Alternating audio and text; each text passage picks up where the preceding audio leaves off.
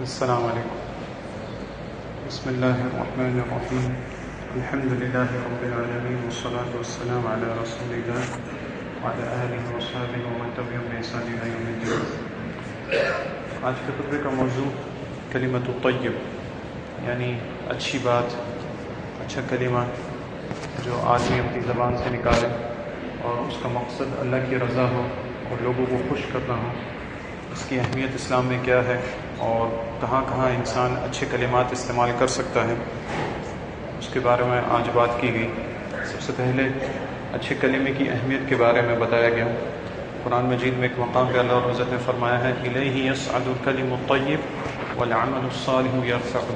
یعنی اللہ رب العزت کی طرف ہی اچھے کلمات اٹھائے جاتے ہیں، یعنی اللہ رب العزت کی طرف اچھے کلمات جاتے ہیں اور ان کو لے کے جانے والے نیک اعمال ہوتے ہیں. والعمل الصالح یرفعہ، یعنی انسان اچھی باتیں کرے اور اس کے ساتھ ساتھ اس کا عمل بھی اچھا ہو تو یہ اچھا عمل اس کی باتوں کو ساتھ میں لے کے جاتا ہے. اس لیے سلف یہ کہا کرتے تھے کہ صرف باتوں سے کام نہیں چلتا، عمل بھی ٹھیک ہونا چاہیے. آدمی صرف اچھی باتیں کرے، صرف اتنا نہیں بلکہ ساتھ میں نیک عمل بھی کرے اس آیت کے مطابق، تاکہ اس کا عمل اس کی اچھی باتوں کو اس کے ساتھ اللہ رب العزت کے پاس لے جائے اور یہ قابل قبول اللہ رب العزت کے یہاں پہ ہو. تو خطبے میں یہ بتایا گیا کہ نیک عمل سے جس طرح مراد یہ ہو کہ انسان نیک کلمہ ایسا ہو، اچھا کلمہ ایسا ہو جس سے اللہ کی رضا مقصود ہو اور جس کے لیے استعمال کیا جا رہا ہے ان کے دل میں بھی خوشی ڈالنا مقصود ہو، سرور ڈالنا مقصود ہو. کیونکہ انسان کو نہیں پتہ کہ اس کا کون سا کلمہ اللہ رب العزت کو کتنا پسند آ جائے اور اللہ رب العزت اس سے راضی ہو جائے اور اس رضامندی کی وجہ سے اللہ رب العزت اس کے لیے جنت عطا فرما دیں. جس طرح ایک حدیث کے الفاظ ہیں، آپ صلی اللہ علیہ وسلم نے فرمایا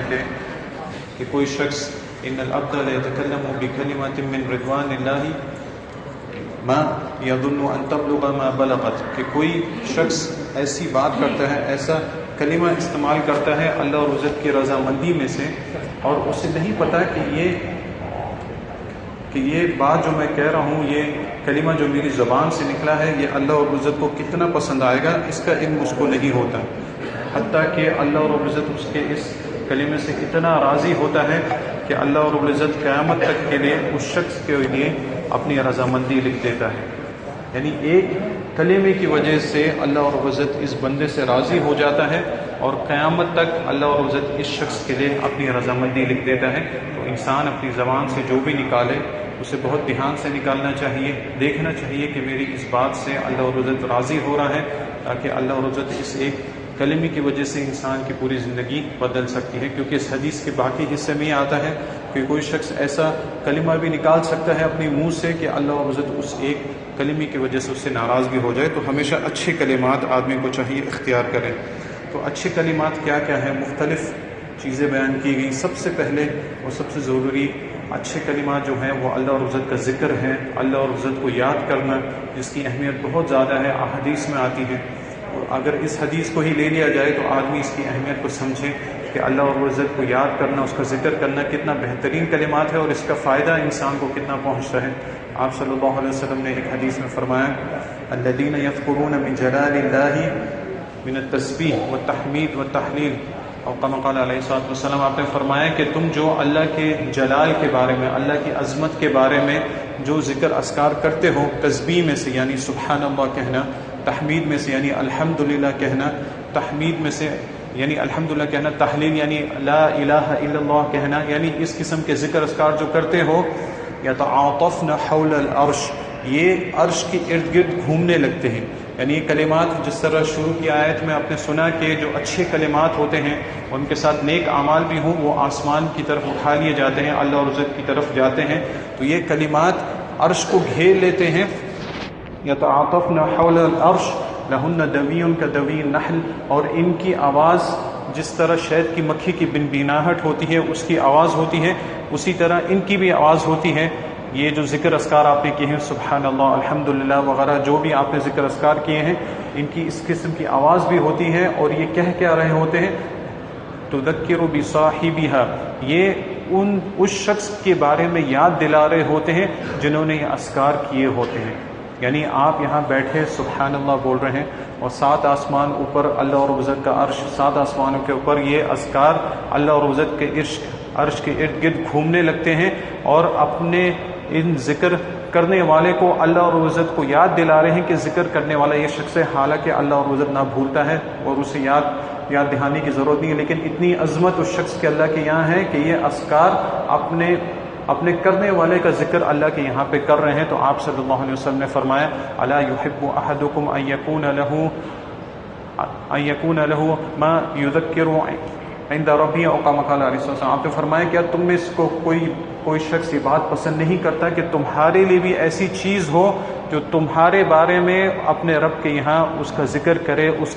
اس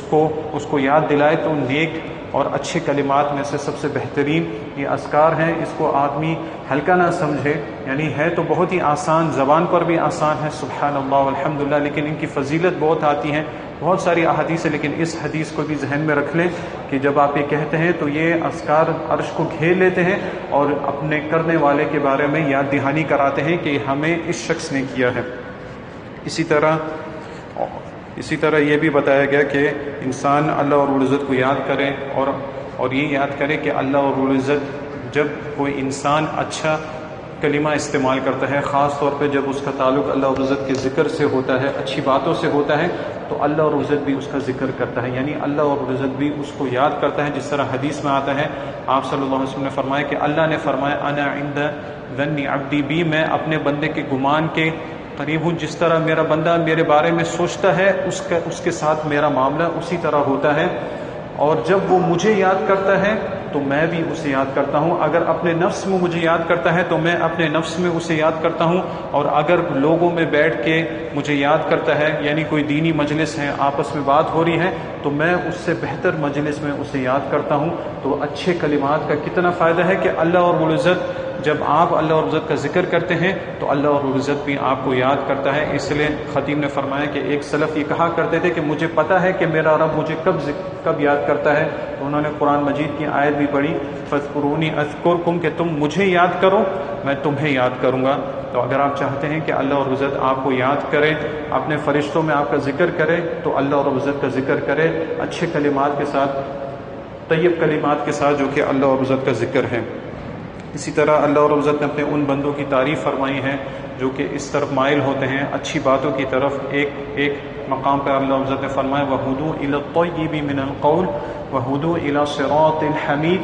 کہ ان کی ہدایت کی گئی اچھی باتوں کی طرف، یعنی اللہ رب العزت نے جو جنتیوں کی صفت ہے، جو جنت میں جانے والے ہیں، اللہ رب العزت نے ان کی تعریف کی کہ یہ ان کی ہدایت کی گئی اچھے قول کی طرف، اچھی بات کی طرف، وَهُدُوا إِلَى صِرَاطِ الْحَمِيدِ، اور جو قابل تعریف راستہ ہے، یعنی صراط مستقیم جو جنت کا راستہ ہے، اس کی طرف ان کی رہنمائی کی گئی۔ تو جو شخص جس کی رہنمائی کی گئی اچھی باتوں کی طرف، وہ اللہ کا شکر ادا کرے، اللہ رب العزت نے اس کو ہدایت یافتہ لوگوں میں شمار کیا ہے، اور یہی لوگ ہیں جن کی رہنمائی کی گئی قابل تعریف راستہ جو کہ جنت کا راستہ ہے، صراط مستقیم کی طرف۔ اسی طرح اور بھی بہت اچھے کلمات ہیں اللہ رب العزت کے ذکر کے بعد، اور شریعت میں جتنی باتیں آتی ہیں، کیونکہ خاص طور پر ایک قاعدہ انسان کو ہمیشہ یاد رکھنا چاہیے، جس طرح خطبے میں حدیث بھی بیان کی گئی کہ یہ قاعدہ یاد رکھیں اور اس قاعدے کے مطابق اپنی زبان کو استعمال کریں۔ آپ صلی اللہ علیہ وسلم نے فرمایا کہ رحم اللہ امرأ تکلم فغنیم، کہ ایسے شخص پر اللہ رب العزت رحم فرمائے۔ آپ صلی اللہ علیہ وسلم ایسے آدمی کے لیے رحمت کی دعا کر رہے ہیں اللہ رب العزت سے، اللہ ایسے شخص کے اوپر رحم فرمائے کہ جب بھی وہ بات کرے فغنیمہ، تو فائدہ اٹھائے، یعنی جو بھی بات کرے اس سے کچھ نہ کچھ فائدہ اس کو حاصل ہو، اور فائدے سے مقصود یہ ہے کہ اللہ رب العزت کی رضا کا فائدہ حاصل ہو۔ یعنی عام طور پہ دنیا معاملات کے لیے ہم تو بہت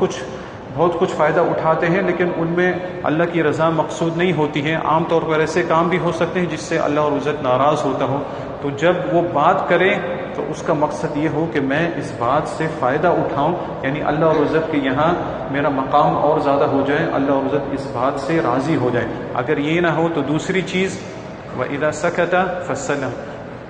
وَسَكَتَ وَسَلِمَ، اور نہیں تو خاموش رہا، جب بات کیا تو ایسی بات کی جس سے فائدہ ہوا، نہیں تو خاموش رہا تو وہ سلمہ یعنی وہ محفوظ رہ گیا، اپنے آپ کو کسی بھی شر میں ڈالنے سے، کسی بھی مصیبت میں ڈالنے سے وہ محفوظ رہ گیا۔ تو آپ صلی اللہ علیہ وسلم نے فرمایا کہ ایسے بندے پہ اللہ رحم کرے کہ زبان کا استعمال جب کیا تو فائدہ اٹھایا، نہیں تو خاموش رہا اور اپنے آپ کو محفوظ رکھا۔ تو یہ قاعدہ انسان ہمیشہ اپنے ذہن میں رکھے کہ وہ باتیں کرے جس سے اسے فائدے کا مقصود اس کے لیے لازم ہو، اسے پتہ ہو کہ اس بات کرنے سے مجھے فائدہ ہوگا، ورنہ خاموش رہے اور اپنے آپ کو محفوظ رکھے۔ اسی لیے ایک بہت ہی بہترین بات یہ بھی ہے کہ اللہ اور عزت کی طرف دعوت دینا، نیکی کی طرف دعوت دینا، ہدایت کی طرف بلانا، اور اس کا اجر و ثواب اس شخص کو بھی ملتا ہے جو کہ دعوت دے رہا ہے، اور جو اس کے اوپر عمل کرتا ہے اس کو بھی ملتا ہے۔ جس طرح آپ صلی اللہ علیہ وسلم فرمایا من دعا الی الہدی، کہ جو شخص ہدایت کی طرف دعوت دیتا ہے، ہدایت کی طرف رہنمائی کرتا ہے، تو جس شخص نے عمل کیا ہے اس کو بھی اس کا اجر و ثواب ملے گا، اور جس نے اس کو اس کی طرف رہنمائی کی ہے اس کو بھی اتنا ہی ثواب ملے گا، لیکن ان دونوں کے ثواب میں سے کچھ بھی کم نہیں ہوگا۔ حالانکہ اس شخص نے صرف اچھی بات کہی ہے، اس نے صرف اچھی بات کی طرف دعوت دی ہے، اور سامنے والے نے قبول کر کے اس کے اوپر عمل کیا ہے، کہنے والے نے عمل نہیں کیا، صرف یہ بات کہی، لیکن اللہ اور عزت کا فضل ہے کہ اللہ اور عزت نے کہنے والے کو بھی اتنا ہی ثواب دیا جتنا کہ عمل کرنے والا ہے۔ تو آدمی اس قاعدے کے تحت یہ یاد رکھے کہ اس کو اجر و ثواب اس کے حساب سے بھی مکمل ملے گا۔ اسی طرح ایک اور بہت بہترین بات، اور یہ عام طور پہ ہماری گفتگو میں ہونا بھی چاہیے، کیونکہ حدیث میں آتا ہے کہ کسی کے ساتھ اگر اچھائی کی جائے اور وہ لوگوں کا شکریہ ادا نہیں کرتا تو اس نے اللہ اور عزت کا بھی شکریہ ادا نہیں کیا۔ تو ہمیں لوگوں کا شکریہ ادا کس طرح کرنا ہے؟ سب سے پہلے تو حدیث میں آتا ہے کہ اگر آپ کے ساتھ کوئی اچھائی کرے تو آپ بھی اس کا بدلہ دینے کی کوشش کرو، اگر نہیں ہو سکتا تو اس شخص کے لیے کم سے کم دعا کر دیں۔ نہیں تو یہ حدیث آتی ہے کہ آپ صلی اللہ علیہ وسلم فرمائے، ترمذی کی حدیث ہے، آپ نے فرمایا کہ اگر کسی شخص کے ساتھ اچھائی کی جائے، بھلائی کی جائے، تو وہ اس کے جواب میں، یعنی اس کا بدلہ تو عطا نہیں کر سکتا جیسی نیکی ہوئی، لیکن اس کے جواب میں اگر وہ اسے اتنا کہہ دیں جزاک اللہ خیرا، اللہ رب العزت اس کی بہترین جزا تمہیں عطا فرمائے، یعنی جزاک اللہ بدلہ دے۔ لوگ یہاں پہ رک جاتے ہیں جزاک اللہ پہ،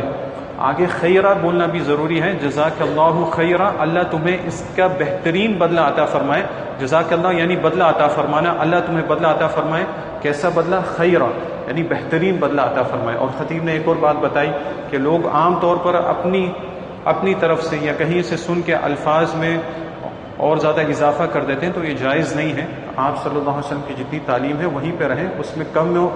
کمی اور زیادتی نہ کریں۔ مثال کے طور پر لوگ اس میں ملا دیتے ہیں جزاک اللہ الف خیرہ، اللہ تمہیں ہزاروں ثواب عطا فرمائے۔ یہ ہزار کا لفظ کہاں سے آ گیا؟ یہ حدیث میں نہیں ہے۔ تو اس قسم کے زیادات یا پھر کچھ بھی کم کرنا یہ ہمارے لیے نہیں ہے۔ جس طرح آپ صلی اللہ علیہ وسلم نے سکھایا ہے، تعلیم دی ہے، اسی پر عمل کریں، اپنی طرف سے اضافات نہ کریں۔ تو آپ صلی اللہ علیہ وسلم فرمایا کہ اگر کسی کے ساتھ کوئی بھلائی کی جائے اور اس کے جواب میں یہ کہیں کہ جزاک اللہ خیر فقط ابلغ فی الثناء، تو اس نے اپنی طرف سے جتنی تعریف، یعنی وہ جتنا زیادہ تعریف کر سکتا تھا اس مقام کو وہ پہنچ چکا ہے۔ تو اس طرح جواب دینا چاہیے، یہ بھی کلمۃ طیب میں سے ہے۔ اور کم سے کم اتنا انسان کو کہنا چاہیے، یہ نہ ہو کہ سامنے والے نے نیکی کی اور اس کو اتنا بھی، یعنی اس کو بدلہ بھی نہیں عطا فرمایا، اس کے لیے دعا بھی نہیں کی، اور کم سے کم اتنا بھی اس کے لیے نہیں کہا کہ جزاک اللہ خیرا۔ اسی طرح اچھے کلمات میں سے احادیث میں اور بھی بہت ساری باتیں آتی ہیں۔ خطبے میں مثال کے طور پہ کچھ باتیں ذکر کی جا رہی ہیں کہ انسان ان کو یاد رکھے، اچھی کلمات کو یاد رکھے، اور خاص طور پر ایسے مقامات پر یاد رکھے جب عام طور پر اس سے یہ توقع ہوتی ہے کہ اس کی زبان سے اچھی کلمات ہو سکتا ہے نہ بھی نکلے۔ ان میں سے ایک مقام یہ ہے کہ جب انسان شدت کے غصے میں ہوتا ہے، غصہ اس کو آ جاتا ہے، تب بھی اس کو چاہیے کہ اپنی زبان سے اچھی کلمات نکالیں، اپنی زبان سے ایسی کلمات نکالے جس سے اللہ اور عزت کو ناراض نہ کرے۔ اس طرح ایک مقام پر آپ صلی اللہ علیہ وسلم کی مجلس میں دو لوگوں کے بیچ میں آپس میں جھگڑا ہو گیا، آوازیں ان کی بلند ہو گئی، اور اس میں سے ایک شخص نہایت غصے میں بڑھ گیا، اس کو بہت زیادہ غصہ آ گیا اور اس کا چہرہ لال ہو گیا۔ تو آپ صلی اللہ علیہ وسلم نے فرمایا، میں ایک ایسا کلمہ جانتا ہوں، ایک ایسی بات جانتا ہوں کہ اگر یہ شخص اسے کہہ دے تو اس کا غصہ چلا جائے گا، یعنی ایسی بات کہنے سے شیطان اس کو چھوڑ دے گا جس کی وجہ سے اس کو غصہ آیا ہے، اس کا غصہ ختم ہو جائے گا۔ تو آپ نے بتایا وہ بہترین کلمہ ہے اعوذ باللہ من الشیطان الرجیم۔ تو یہ تعلیم آپ صلی اللہ علیہ وسلم نے ہمیں دی ہے کہ جب کسی شخص کو غصہ آئے تب بھی اپنی زبان سے نازیب الفاظ نہیں نکالے بلکہ اعوذ باللہ من الشیطان الرجیم کہے، کیونکہ شیطان چاہتا ہے کہ ایک مسلمان کو، مومن کو غصہ آئے اور اپنی زبان سے اس قسم کے الفاظ نکالے کہ سامنے والے کے دل کو دکھا دے اور آپس میں رشتہ داری ٹوٹے اور بہت سارے نقصانات ہوں، تو اس وقت انسان اپنے اوپر قابو کرے۔ اس حدیث کو اپنے ذہن میں لے کے آئے کہ آپ صلی اللہ علیہ وسلم نے فرمایا کہ اگر یہ ایک ایسا کلمہ پڑھ لے تو اس کا غصہ جاتا رہے گا، وہ یہ ہے کہ اعوذ باللہ من الشیطان الرجیم۔ اسی طرح انسان کو یہ قاعدہ بھی یاد رکھنا چاہیے کہ سامنے والا چاہے جتنا بھی بدبخت ہو، چاہے جتنا بھی اس کے اندر سختی پائے جائے، لیکن اپنی طرف سے کوشش کرے کہ اس کے ساتھ اچھے الفاظ استعمال کرے۔ اور یہ کوئی ہمارا خود کا قانون نہیں بلکہ قرآن مجید نے ہمیں یہ قانون عطا فرمایا ہے۔ اللہ اور عزت نے جب موسیٰ اور ہارون علیہ السلام کو بھیجا تھا فرعون کی طرف، جو کہ اس وقت کا سب سے جابر اور سب سے زیادہ بدبخت انسان تھا، اور ایسا انسان جو یہ کہتا تھا کہ میں خدا ہوں، میں ہی اللہ ہوں، تمام لوگ میری عبادت کریں، تو پھر اللہ اور عزت نے جب انہیں بھی ان کے پاس بھیجا، موسیٰ اور ہارون علیہ السلام کو جب بھیجا، تو انہیں اللہ اور عزت نے یہی حکم دیا فَقُولَ لَهُ قَوْلًا لَيِّنًا لَعَلَّهُ يَتَذَكَّرُ أَوْ يَخْشَىٰ، کہ اس سے جا کے نرمی سے بات کرنا، یعنی فرعون سے جا کے نرمی سے بات کرنا۔ کیوں؟ اگر نرمی سے بات کرو گے لعلہ یتذکر، ہو سکتا ہے کہ وہ نصیحت کو قبول کرے، ہو سکتا ہے نصیحت کو قبول کریں کیونکہ تم نرمی سے بات کر رہے ہو، اور یخشا، یا تو اس میں کوئی خوف آ جائے، ڈر آ جائے، اور وہ جس چیز میں ہے اس سے رجوع کر لے۔ تو یہ قرآن کا قاعدہ ہے کہ اس زمانے کا جو سب سے بدبخت انسان ہے، سب سے زیادہ جابر شخص جو ہے، سب سے زیادہ ظالم جو ہے، اور اپنے پیغمبر کو اس کے پاس بھیج رہے ہیں، پھر بھی اللہ عزت نے فرمایا کہ اس سے جا کے نرمی سے بات کرنا، سختی سے بات نہیں کرنا۔ تو یہ قاعدہ سیکھنا بہت ضروری ہے، خاص طور پر ان لوگوں کے لیے جو کہ دین کی طرف دعوت دیتے ہیں۔ اگر ان کی بات سامنے نہیں مان لی جا رہی ہوتی تو انہیں بہت غصہ آنے لگتا ہے، ہو سکتا ہے سختی سے بات بھی کر دیں، لیکن اس قاعدے کو سامنے رکھیں۔ جب فرعون کے بارے میں یہ کہا جا رہا ہے کہ اس سے جا کے نرمی سے بات کرنا، تو پھر فرعون سے آپ جس سے عام طور پہ مخاطب ہوتے ہیں وہ فرعون جتنا تو نہیں ہوتا، اس کی سرکشی اتنی نہیں ہوتی، تو پھر اس سے اور زیادہ نرمی کا معاملہ کرنا چاہیے۔ اس لیے سلف اس مقام پر، یعنی عام طور پہ ہمارے سلف قرآن مجید پہ اتنا غور کرتے اور اتنی پیاری پیاری باتیں وہ کہا کرتے تھے کہ اللہ اور عزت کی رحمت کو دیکھو یہاں پہ کہ جو شخص یہ کہتا ہے کہ انا ربکم الاعلی، کہ میں تمہارا سب سے بڑا رب ہوں۔ فرعون کہتا تھا انا ربکم الاعلی، میں تمہارا سب سے بڑا رب ہوں۔ اس کے بارے میں اللہ رب العزت اپنے پیغمبر کو، اتنے جلیل القدر پیغمبر کو، موسیٰ علیہ السلام کو حکم دے رہے ہیں کہ ان سے نرمی سے بات کرنا۔ تو اس شخص کے بارے میں تمہارا کیا خیال ہے جو یہ کہتا ہے سبحان ربی العلی، جو یہ کہتا ہے کہ سبحان ربی العلی، کہ میرا رب پاک ہے اور سب سے اونچا ہے، اس کے بارے میں کیا خیال ہے کہ اللہ کی رحمت اس کے بارے میں کیسی ہوگی، دنیا اور آخرت میں اللہ کا اس کے ساتھ معاملہ کیسا ہوگا۔ تو اس میں غور کریں کہ اللہ اور عزت اپنے بندوں پر کتنی رحمت کرنا چاہتا ہے، کہ سب سے بدبخت کے ساتھ بھی اللہ اور عزت یہی حکم دیتا ہے کہ اس کے ساتھ بھی نرمی سے پیش آنا اور کلمہ طیب اس کے ساتھ استعمال کرنا۔ اسی طرح اللہ اور عزت نے مثال دی ہے کہ اچھے کلمات استعمال کرنے والے کی اللہ اور عزت مثال دی ہے۔ قرآن مجید میں ایک بہت ہی پیاری مثال دی گئی، اور علماء تفسیر فرماتے ہیں کہ ایک مسلمان کی مثال ہے جس سے ہمیشہ نیک اعمال اور اچھے کلمات اس کی زبان سے نکلتے ہیں۔ اللہ رب العزت نے ایک مثال فرمائی، الم تر کیف ضرب اللہ مثلا کلمۃ طیبہ، کیا تم نے نہیں دیکھا کہ اللہ رب العزت نے کیسی مثال بیان کی ہے، مثلا کلمۃ طیبہ، یعنی اچھے کلمے کی مثال، کشجرۃ طیبہ، ایک ایسے درخت کی مثال جو کہ بہت ہی پاکیزہ، بہت ہی بہترین درخت ہے، اصلھا ثابت، اس کی جو جڑ ہے وہ زمین میں مضبوط ہے، یعنی اس کی جڑ زمین میں مضبوط ہے اور بہت ہی پختہ ہے، ہلتا نہیں ہے، وفرعھا فی السماء، اور اس کا جو اوپر کا حصہ یعنی پھل اور اس کی جو شاخیں ہیں وہ آسمانوں میں ہیں، وفرعھا فی السماء، یعنی اتنا بہترین درخت بھی ہے، جڑ بھی اس کی مضبوط ہے، اور اس کی جو فر ہے یعنی اس کے پھل اور اس کی جو شاخیں ہیں وہ آسمان میں گئی ہوئی ہیں۔ تو یہ مثال دی ہے۔ علماء فرماتے ہیں کہ اللہ رب العزت نے یہاں پہ ایک مومن کی مثال دی کہ جب وہ کلمۃ الطیب یعنی شہادت اللہ الہ الا اللہ کہتا ہے اور اس کے علاوہ جتنی اچھی باتیں ہیں ان سب باتوں کو اختیار کرتا ہے، تو اس کی مثال اس طرح ہے کہ ایک مضبوط پیڑ کی مثال ہے جس کی جڑ بہت زیادہ مضبوط ہے، اب اس کو کوئی اس کے ایمان سے اکھاڑ نہیں سکتا۔ اس شخص نے جب توحید کو قبول کر لیا، لا الہ الا اللہ جو سب سے بہترین کلمہ دنیا میں ہے، لا الہ الا اللہ، اس کو قبول کر لیا، تمام اچھی باتوں کو قبول کر لیا، اب اس کی جڑ بہت مضبوط ہو چکی ہے۔ یہ ایک ایسا مسلم ہے، اس کی جڑ بہت مضبوط ہے، بہترین پیڑ کے مانند ہے، اس کو کوئی اپنے ایمان سے ہلا نہیں سکتا، اور اس کے فائدے آسمان تک یعنی اللہ اور عزت تک پہنچتے ہیں۔ اس کے جو پھل ہیں اور شاخیں ہیں آسمان تک پہنچتے ہیں، اور لوگوں کو بھی فائدہ ہوتا ہے، اور اللہ اور عزت کے پاس بھی اس کے اعمال آسمان تک اٹھائے جاتے ہیں، اور یہ تب ہوگا جب یہ کلمۃ الطیب کو اختیار کرے گا اور اس کے مطابق عمل بھی کرے گا۔ تو اللہ اور عزت یہ بہترین مثال اپنے مومن بندوں کے لیے دی ہے۔ اسی طرح ایک اور مقام جہاں پہ انسان کو چاہیے کہ خیر کے کلمہ استعمال کرے، اچھی باتیں استعمال کرے، وہ اس وقت ہے جب کہ سرگوشی کرے، یعنی آپس میں لوگ جب عام طور پہ باتیں کرتے ہیں، خاموشی سے باتیں کرتے ہیں، تو عام طور پہ ان کی بات چیت میں خیر نہیں ہوتی، تو اللہ رب نے اس چیز سے منع کیا ہے۔ اس مقام پہ بھی چاہیے کہ کلمۃ الطیب اختیار کرے، اچھی باتیں اختیار کرے، جس طرح سورہ نساء میں ایک مقام پر اللہ رب نے فرمایا لا خیر فی کثیر من نجواہم، یعنی ان کی عام طور پہ سرگوشیوں میں، یعنی سیکرٹ باتوں میں، آپس میں ایک دوسروں سے جو چھپ کے باتیں کرتے ہیں دوسروں سے چھپا کے، اس میں خیر نہیں ہوتی۔ عام طور پہ جو لوگ سرگوشیاں کرتے ہیں اس میں خیر نہیں ہوتی۔ لا خیر فی کثیر من نجواہم، خیر اسی میں ہے اگر جب یہ سرگوشی کریں، اور کن چیزوں کی بات کریں، الا من امر بالصدقہ، یعنی سرگوشی کرتے ہوئے صدقے کا حکم دیں، یعنی کسی کو مالی مدد چاہیے یا پھر اور کسی قسم کی مدد چاہیے تو صدقے کا حکم دیں، تو ایسی سرگوشی ان کی اچھی ہے، کلمۃ الطیب ہے۔ الا من امر بصدقۃ او معروف، یا تو کسی نیکی کا حکم دیں، معروف میں بہت ساری نیکیاں آ جاتی ہیں، بلکہ اس میں برائی سے روکنا بھی شامل آ جاتا ہے۔ اگر سرگوشی کریں تو آپس میں اس طرح کی سرگوشی کریں کہ اس شخص کو ہم نمازی کس طرح بنا دیں، معروف کا حکم کیسے دے دیں، کوئی برائی اس کے اندر ہے تو یہ برائی ہم کیسے ختم کر دیں، آپس میں اس قسم کی سرگوشی کریں، تو یہ اللہ عزت کو پسند ہے۔ الا من امر بصدقۃ او معروف او اصلاح بین الناس، یا تو لوگوں میں آپس میں صلح کرنے کے لیے سرگوشی کریں کہ دو لوگوں کے بیچ میں آپس میں جھگڑا ہو گیا ہے، ان کے بیچ ہم چاہتے ہیں کہ صلح کر دیں، اور ہم چاہتے ہیں کہ ہماری بات ان کو پتہ نہ چلے، ہم سرگوشی اس لیے کر رہے ہیں تاکہ ان کے بیچ میں صلح کر دیں اور ان کے دل آپس میں مل جائیں۔ تو اللہ عزت نے فرمایا کہ عام طور پہ سرگوشیوں میں ان کی کوئی خیر نہیں ہوتی، لوگ جو سرگوشی کرتے ہیں،